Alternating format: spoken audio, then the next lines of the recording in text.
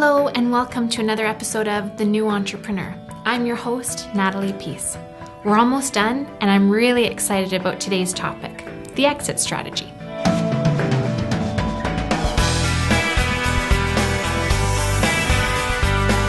Most people who dream of starting a business don't think much about the end of their business, maybe because they think that means failure.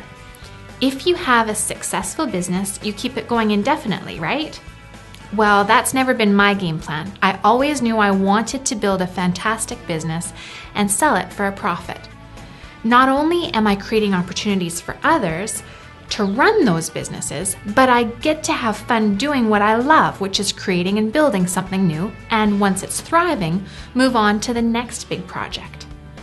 The funny thing is, I've had so many people assume that because I sold 2 of my businesses, that I must have been overwhelmed, unhappy, or just not profitable enough. Nothing could be further from the truth. If you're content running the same business for the rest of your life, that's great. But if you can imagine other possibilities on the horizon, you can find your life going in all sorts of amazing directions. I'm joined by Peter Cameron Inglis, who's the president and CEO currently of Mastermind Studios. However, Peter has some successful experience with exit strategies from businesses he's built in the past. So Peter, thank you for joining us. Oh, thank you, Natalie. Can you share with our viewers your experience with your exit strategies previously? Sure. Well, maybe we'll take the most recent.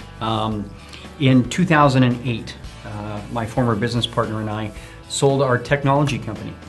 That sale was, I think, probably what for most business owners was a traditional sale. It was a sale of our company to another company through a mergers and acquisitions type model. So pretty cut and dry. We looked for a business that would be an enhancement or could use our company to further their own goals, their own aspirations for their firm. We brought a particular large footprint in a very niche market to that larger firm that was in an even bigger market, which included our niche.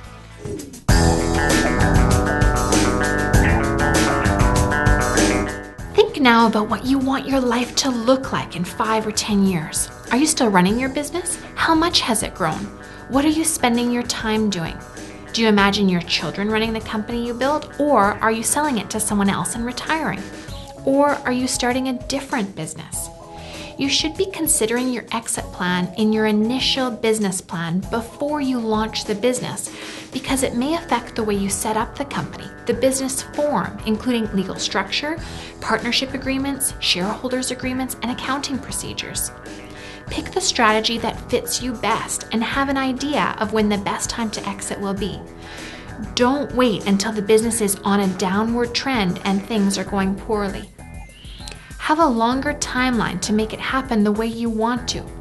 For example, if you want to sell the business to someone who shares similar values to yours, it may take time for that person to show up.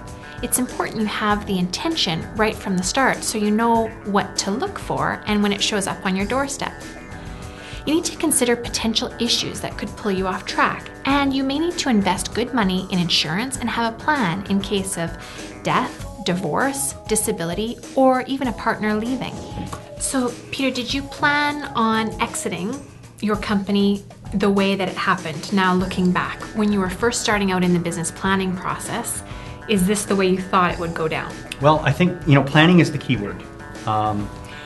Obviously, sometimes we're a success of, or sometimes we fail to plan, and as a result, we have a lot of challenges to overcome. In our case, some of the business we planned out very well. We didn't necessarily plan out what our exit strategy or how to identify the right company to partner with to do that exit. And so in our case, because we didn't have that clearly defined, it was a very painful process. With technology firms, there's not only an evaluation by the purchasing company of the company itself, there are all sorts of audits, from financial audits, which are standard, to technological audits and other things, where we could have done a lot more documentation and planning along the way to make the whole process a lot smoother. There are 8 primary exit strategies. Number 1, liquidate the business. This is where you close the doors and call it quits. In order for this to be beneficial, you need tangible assets, equipment, land, or buildings. You need to find buyers who feel your assets are of value, and you'll have to negotiate a fair price with them. You're usually getting the smallest amount of money because you're just selling the raw assets rather than selling a working business in its entirety. And remember, if you have debts, you will need to pay your creditors first. Let the company run without you. Build a turnkey business that you don't need to be involved with on a daily basis. Hire a manager to take care of things for you. Rather than focusing on growth, keep things small and take a comfortable chunk of money to live on. You now have a lifestyle company that allows you the time, freedom, and money to pursue other interests. Just remember, money in the wallet is not money in the business. If you take too much, you can hurt your business or upset your investors. Probably the number one most important thing to do, and this is probably with any business, whether it doesn't matter what method of exiting you're looking at, is to completely turnkey every aspect of the business. We actually just were, in our previous episode, speaking about the importance and value of systems in your business. And it's really interesting that you tie it in so closely with the exit, because one of the things that we talked about is how that is so appealing for someone purchasing your business that truly the business operates turnkey without you, right? Well, and here's something that I found, or I have found, along the way through my experience with other companies that have exited through the sale to another company and through my own experiences. Not only does it make the whole process of selling the company easier, answering the questions, it reduces stress, it makes the whole process smoother and quicker. But even more importantly, because so few companies actually do it. Systemize. It creates a wow experience instead of a whole bunch of little woes. And every single one of those little woes can stop the transaction in its halt, right? If you don't have the right questions, if you don't have everything documented, all you've got is objection upon objection upon objection, which then you have to answer, right? And you have to create the answers for that. And sometimes those answers aren't as good as they could be, and so therefore the valuation on your company comes down. But more importantly, how much more is your company valued? How much more is it desired if you have all of those answers covered? And that company that is looking at purchasing you is a mergers and acquisitions type company where they grow by acquiring other companies. If they see something in you that they haven't seen before, the value on your company, the blue sky, is that much more, because all they're doing is standing there going, wow, we've got to buy their company. They've got their stuff together. They could teach us a thing or two. Number 3, sell to family. This is a legacy piece. Create something your kids will take over someday. Plan for this early and make sure your family is actually interested and have the skills to do it. They may need proper training and education. Number 4, sell to current employees or managers. There are different government programs that may help with an employee purchase plan and give them tax credits for an investment like that. Buying a business they are familiar with is a win-win. You get an enthusiastic buyer who knows how to make the business work, and they get a business they thoroughly understand. Number 5, selling on the open market. This is the most popular strategy for small businesses. It's advisable to get a business broker involved to market it and get as much attention as possible. Make sure you groom your business and make it as attractive as possible for potential buyers who will often be in the same line of work as you or be interested in making a lifestyle change themselves. Number 6, selling to another firm.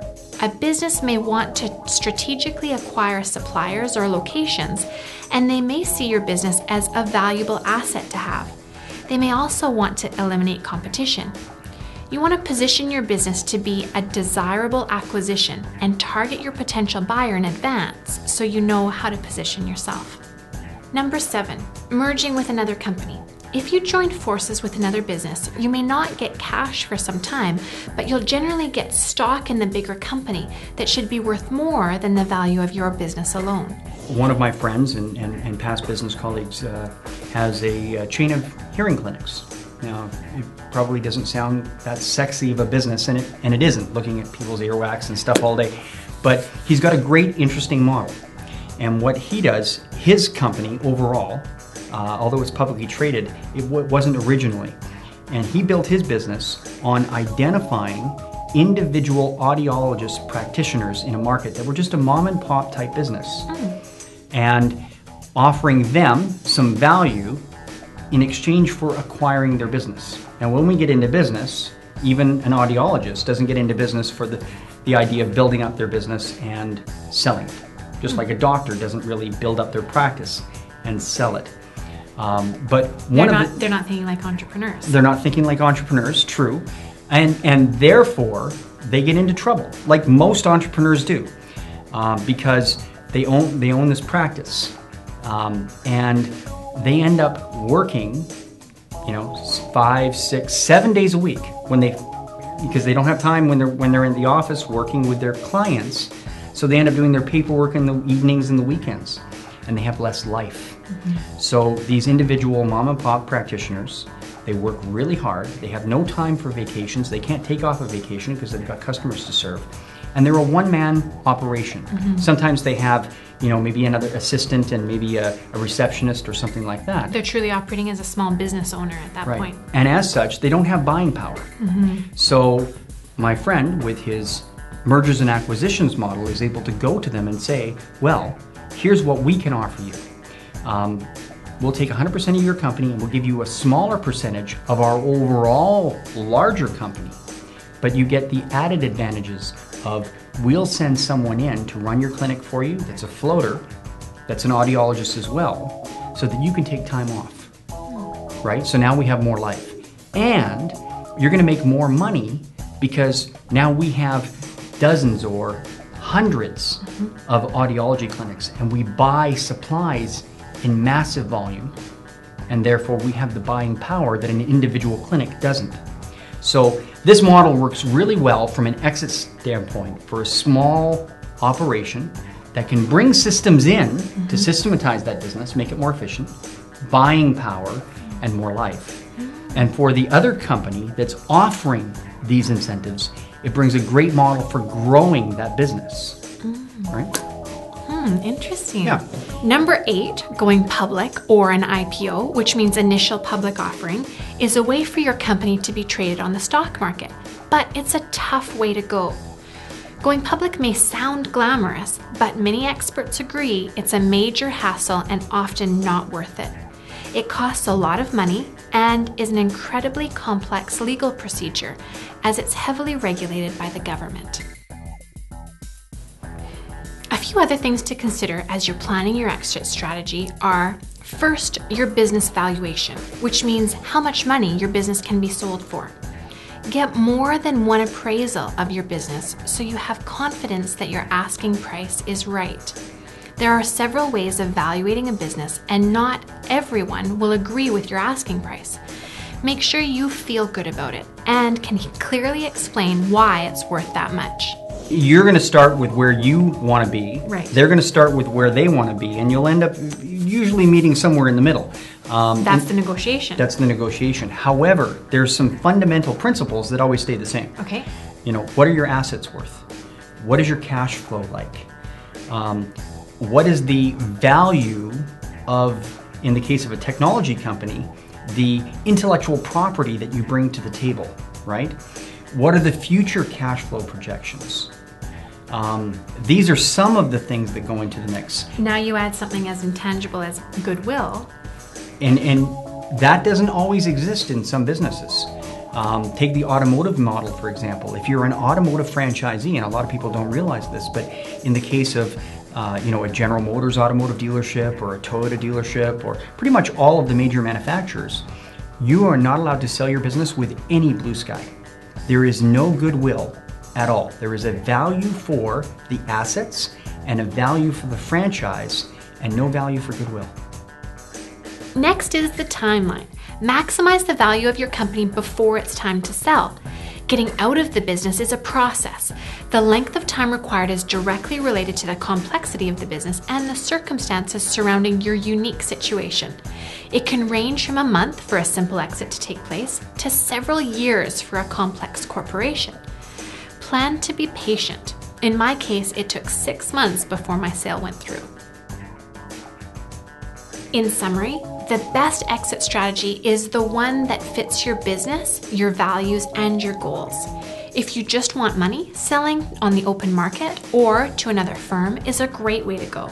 If you want to leave a legacy, consider selling to a family member or employee and ask yourself, are you trying to establish a lifestyle business that generates income, or are you building equity in a business you may want to transform into cash? And now it's time for your action steps for success. Number 1, start with the end in mind. Think about what you want to do with your business down the road. Are you trying to make as much money as possible and build and sell? Or are you leaving a legacy piece for loved ones? Number 2, whatever your desired outcome, write down all the things you'll need to do to make it happen. For example, if you're selling on the open market, you'll need to make your business as appealing to potential buyers as possible. What improvements do you need to make? Or if you're setting a family member up to take over the business, what skills do they need to learn or to make it thrive? Number 3, get professionals involved to appraise your business and make you aware of the legal issues at hand. Make sure you're armed with the best information when you're dealing with the complexities of exiting your business. Focus on your desired outcome and get crystal clear on it. The more you're focused, the more you'll attract that desired outcome into your life. Well, that's our series of The New Entrepreneur. It's been my pleasure to be your host. I'm Natalie Peace, and for all of us at Race to a Million, to you, we wish you success in all your endeavors on multiple bottom lines.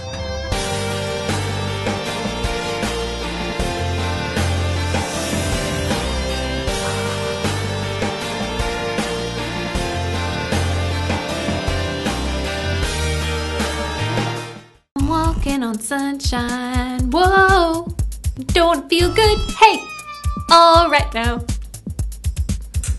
Part of the bleepers. Yep. No. I'm gonna make a whole segment of you singing. Just a sec, and we'll have an idea of when the best time to exit will be. That doesn't make sense. Are you still running your business? How much has it grown? Are you spending your time, and have an idea of when the best time to exit will be? That was weird, it sounded like the roof was caving in. There are and it may take time for that person to show up. With the best information when you're dealing with the complexities of exiting your business. Should we start over? Set 3. Cool.